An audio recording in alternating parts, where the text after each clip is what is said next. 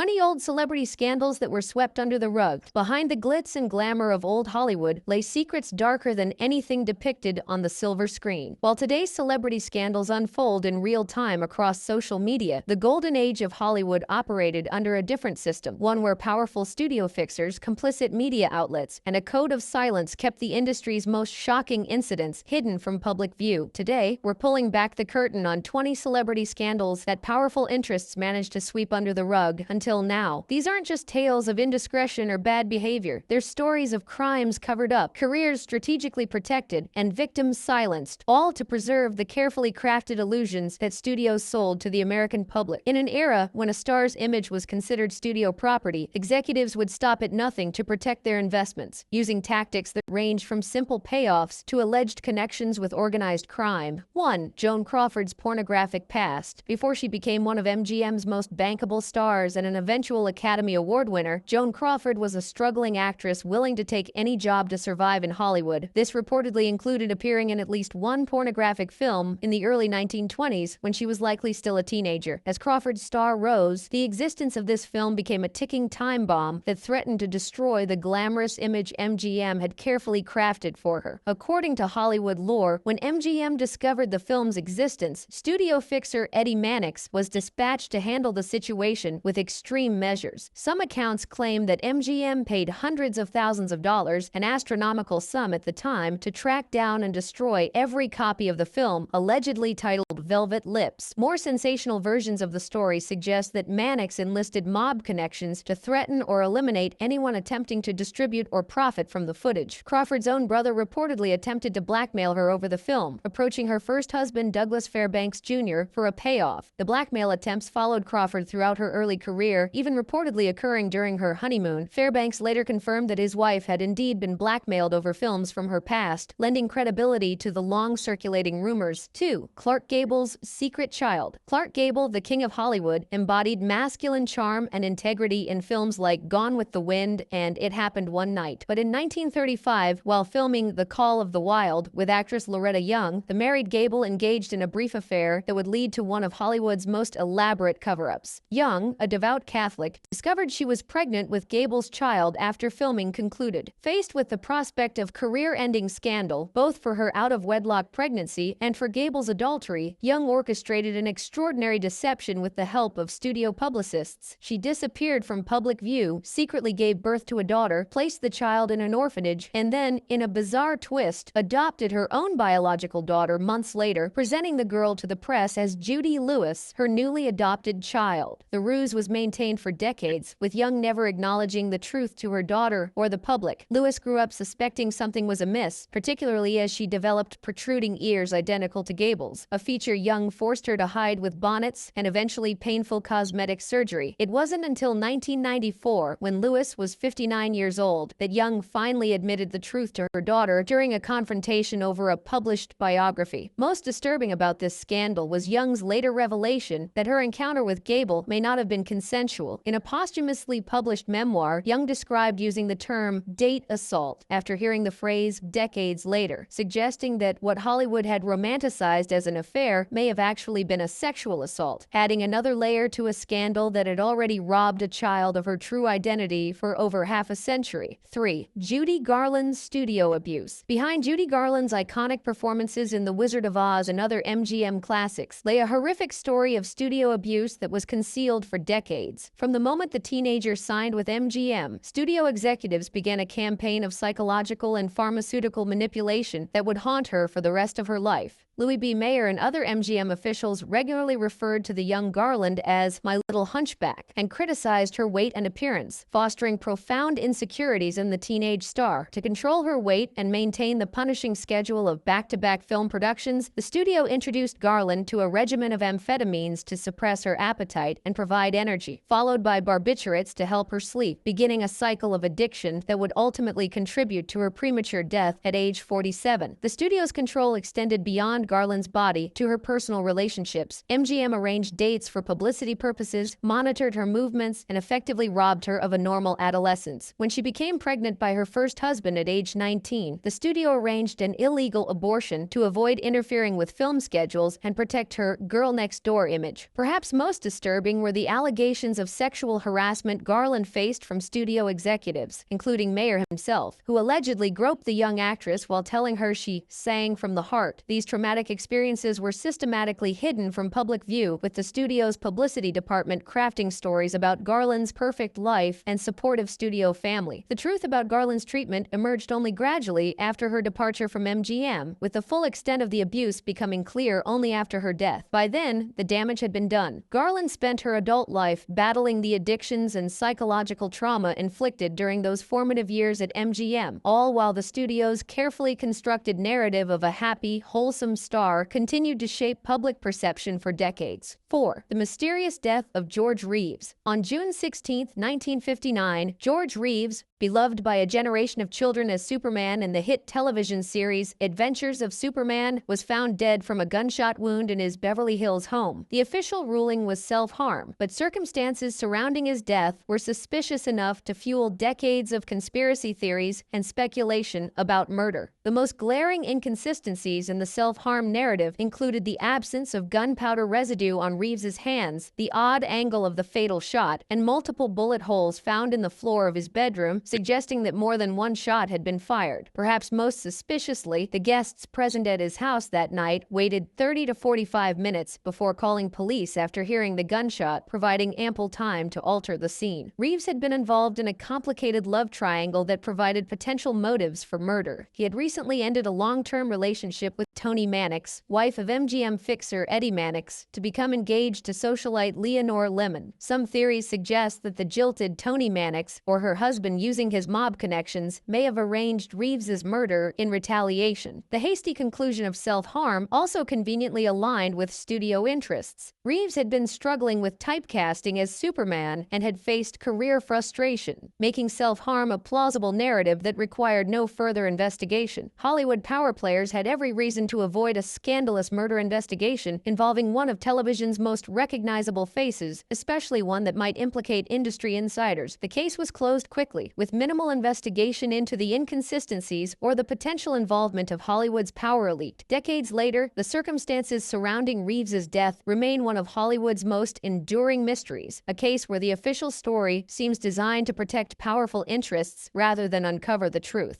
5. The disturbing preferences of Charlie Chaplin. Charlie Chaplin remains one of cinema's most celebrated figures, remembered for his iconic Little Tramp character and his contributions to film as an art form. Yet behind Chaplin's genius lay a disturbing pattern of relationships with underage girls, a pattern that was an open secret in Hollywood, but carefully managed in the press and eventually mostly erased from his legacy. Chaplin had a documented preference for extremely young women, with several of his relationships beginning when the girls were between 12 and 16 years old. When he was 29, he impregnated 16-year-old actress Mildred Harris, whom he married to avoid scandal. After their divorce, the 35-year-old Chaplin began a relationship with 15-year-old Lita Gray during the filming of The Gold Rush. When Gray became pregnant at 16, Chaplin again married to avoid criminal charges for statutory assault. Their subsequent divorce revealed disturbing details about Chaplin's behavior. Gray's complaint described revolting, degrading, and offensive sexual demands, with Chaplin allegedly telling her that all married people do these things to manipulate the inexperienced teenager. The settlement awarded Gray $825,000, an enormous sum at the time that indicated the studio's desire to make the scandal disappear quickly. The pattern continued with Chaplin's infatuation with 15-year-old actress Paulette Goddard, whom he may have married when she was 17 or 18, and culminated with his final marriage to 18-year-old Una O'Neill when Chaplin was 54. While this last relationship